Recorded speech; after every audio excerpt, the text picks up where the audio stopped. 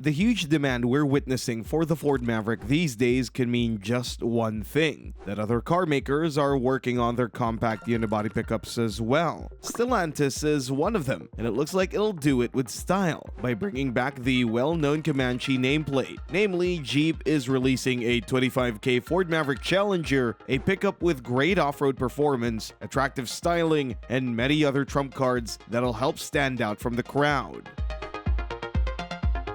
How would the new Jeep pickup look like? As we've just mentioned, this wouldn't be the first time to see Jeep making a pickup like this. Still, things would be notably different compared to the original Comanche, which was heavily based on the Cherokee. This time, the company will have to go for something simpler and more affordable. Most of the parts would be borrowed from smaller models, such as the Compass and even the Renegade.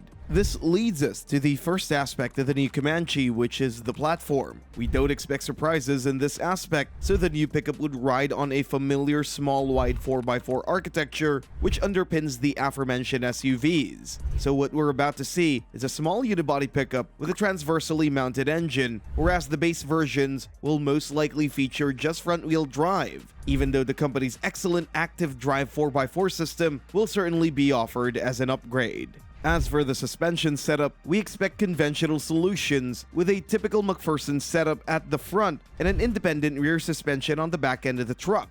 Jeep might equip base models with something simpler on the rear end to make it more affordable, so things like a torsion beam are also coming to mind. We also expect to see some kind of an off-road model with the Trailhawk badge, for example. That model would come with further suspension upgrades, which would include increased ground clearance and more travel. This model would also come with additional off-road features, such as all-terrain tires, skid plates, front and rear tow hooks, and more. Exterior dimensions and styling.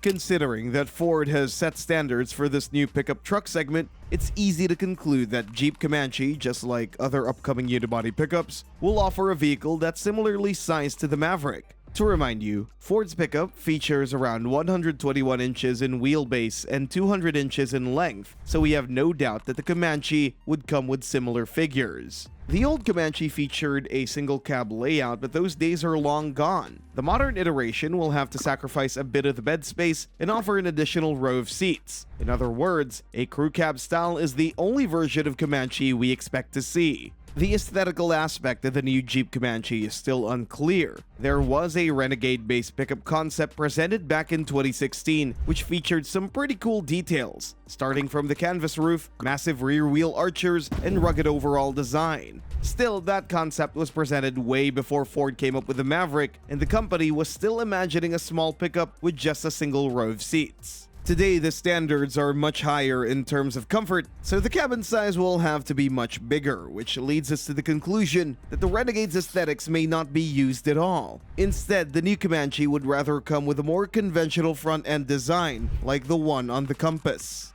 Engines.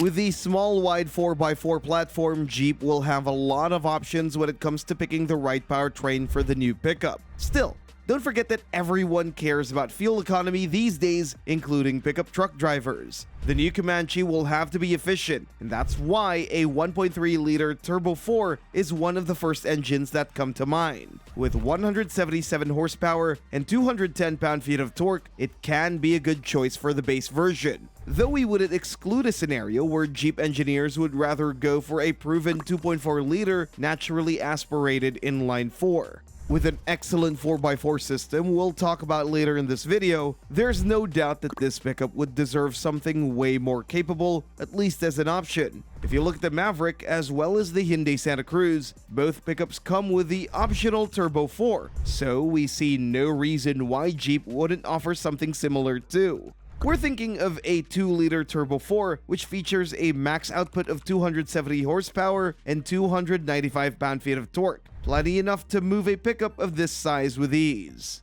Besides a classic gasoline powertrain, the Jeep Comanche should also offer some sort of electrification. And of course, a familiar plug-in hybrid that already powers the Renegade and Compass came to our minds first. That system is based on a 1.3-liter Turbo 4 engine and comes in two variants, with 190 or 240 horsepower. The system also includes an 11.4 kilowatt-hour battery pack, so the Comanche hybrid would also offer a decent range in the EV mode. As for the transmission, Chrysler's 9-speed automatic is pretty much a safe bet for all gas-powered models, though the Compass recently came with a new 8-speed unit, so we might see that gearbox instead. The plug-in hybrid, on the other hand, would rather use a 6-speed automatic from Aisin. Finally, let's not forget that Stellantis has enough capacity to produce and distribute a pickup like this in different parts of the world. So in a scenario where Comanche hits the European market, for example, a diesel version looks like a certain thing.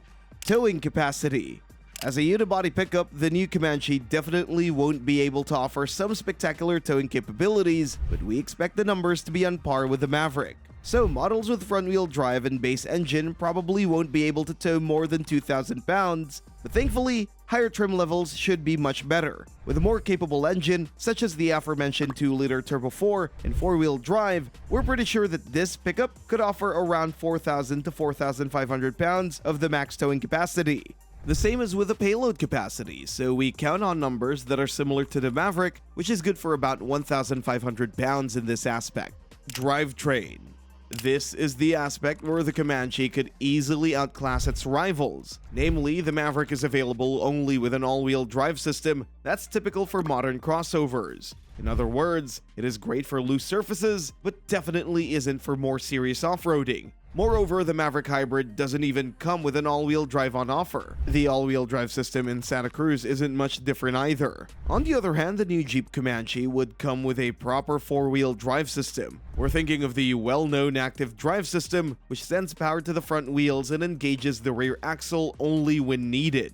The system is equipped with low gearing, and in the so-called 4-low mode, you don't just get shorter gear ratios, axles are also locked, so an equal amount of power is sent to all 4 wheels. Another part of this 4WD drivetrain would be Jeep's well-known select terrain system with several traction control modes such as auto, snow, sport, sand/mud, and rock, which provide the best possible traction on different surfaces. Drivetrain could be one of the rare aspects where the Comanche could even borrow something from the bigger Cherokee. We're referring to the active lock system, where the most capable variants of the new pickup would also come with a locking rear differential, another quintessential feature of a genuine off-road vehicle.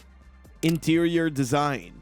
We already established that the Jeep Comanche would follow the segment standards and come in a crew cab layout only. So what we expect to see is a spacious and comfortable cabin with 2 rows of seats, as well as full-size rear doors for easy access. The second row should offer enough space to accommodate 3 adults with ease, while the front seats shouldn't be much different from the Compass, whether it's about space, shape, or overall ergonomics.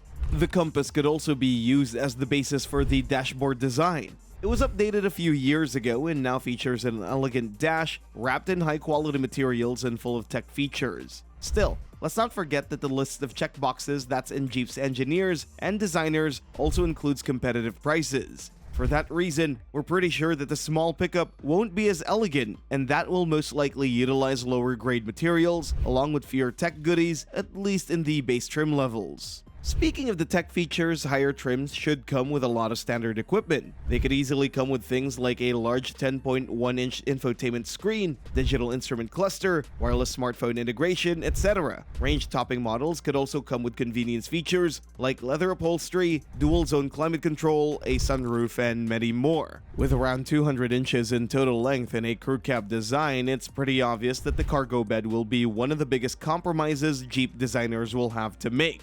We expect to see a similar length to the Maverick, which is good for 4 feet and 6 inches. Release date and price.